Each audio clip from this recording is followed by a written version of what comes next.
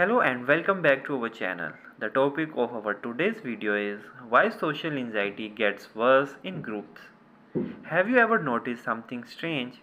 You can talk to one person just fine, maybe even feel confident, but the moment you step into a group, your heart races, your mind goes blank, you suddenly feel small, invisible, or painfully exposed. You start overthinking every word, every laugh, every glance, and you wonder, why does my social anxiety get so much worse in groups? Today we are breaking this down psychologically, emotionally, and realistically. So you finally understand what is happening inside your mind and more importantly, how to start easing it. Stay till the end because these reasons is something most people never realize and it changes everything. Group triggers your brain's survival mode. Let's start with the most important truth. Social anxiety is not a personality flaw, it's your brain trying to protect you. When you are in a one on one conversation, your brain can manage the situation. There is only one person to read, one set of facial expressions, one reaction. But in a group, your brain suddenly has to monitor multiple faces, multiple reactions, multiple judgments, multiple social rules, and nervous system goes into overload. Your brain treats the group like a threatening environment. Why? Because evolution taught us something dangerous. Being rejected by a group once meant losing safety, food, and survival. So your brain reacts as if your social survival is on the line. That is why your body responds with racing heart, shallow breathing, sweaty palms, tight chest, mental fog, and it is not weakness. It is a primitive survival wiring activating at the wrong time. Too many eyes equals too much self awareness. Here is where it gets worse.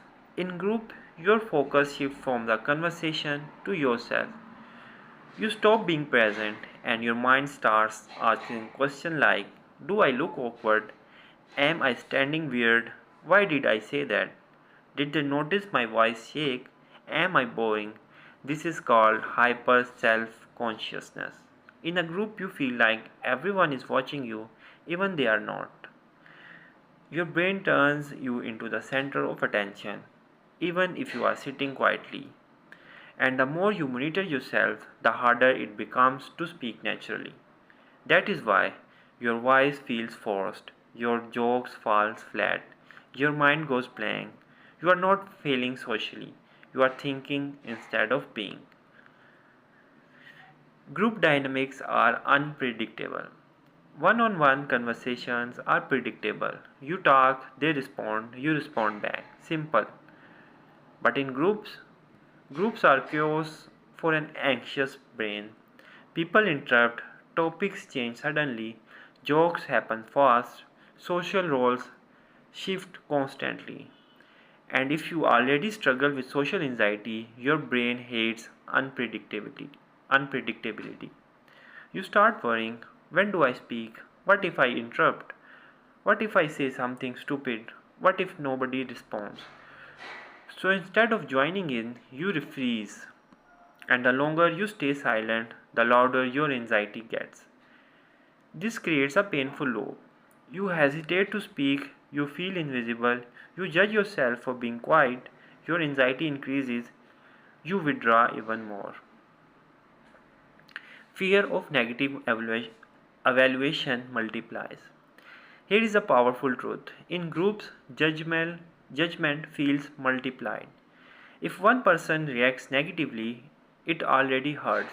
But in a group, your mind tells you everyone saw that. One awkward moment feels permanent.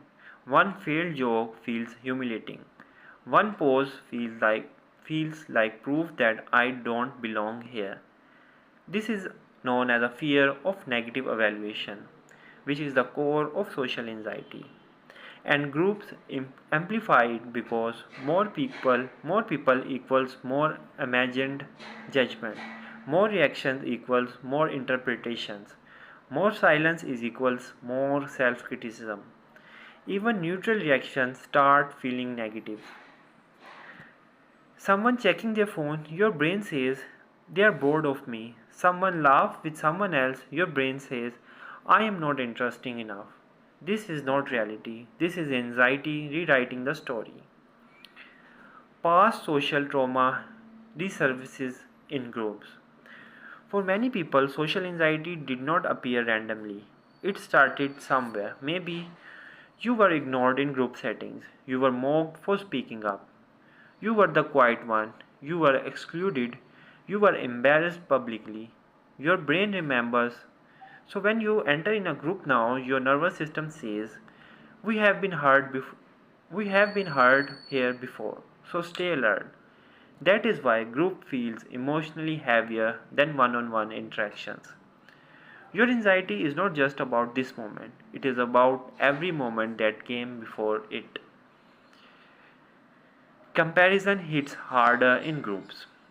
Groups create groups create instant comparison. You notice who talks the most, who makes the people laugh, who seems confident, who gets attention effortlessly, and your brain quietly asks, why can't I be like that? You start measuring yourself against others, and social anxiety just loves comparison because it always makes you feel like you are behind. But here is what anxiety never tells you. You are comparing your inside to their outside. You don't see their nervousness. You don't see their doubts. You don't see their rehearsed confidence. You only see your own fear, magnified and amplified. Silence becomes self punishment. Here is one of the most painful parts. When you stay quiet in groups, your anxiety does not calm down. It attacks you internally. Your inner voice says, why didn't you speak? Now they think you are boring. You wasted another chance. You will always be like this. So even when you are safe, even when no one is judging you, your own mind becomes the hardest and harshest critic. This turns social situations into emotional exhaustion. Why this does not mean you are broken. Let me be very clear.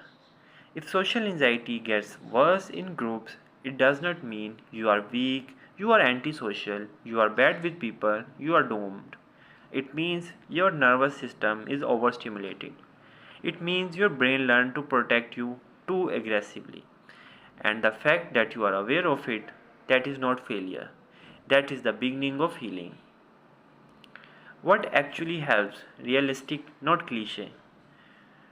You don't fix group anxiety by just being confident, forcing yourself to talk more, faking extroversion. What actually helps is allowing yourself to speak less, but with intention, shifting focus from how you appear to what's being said, accepting silence as neutral, not failure, realizing groups are not performances. You don't need to impress a group, you just need to exist in it.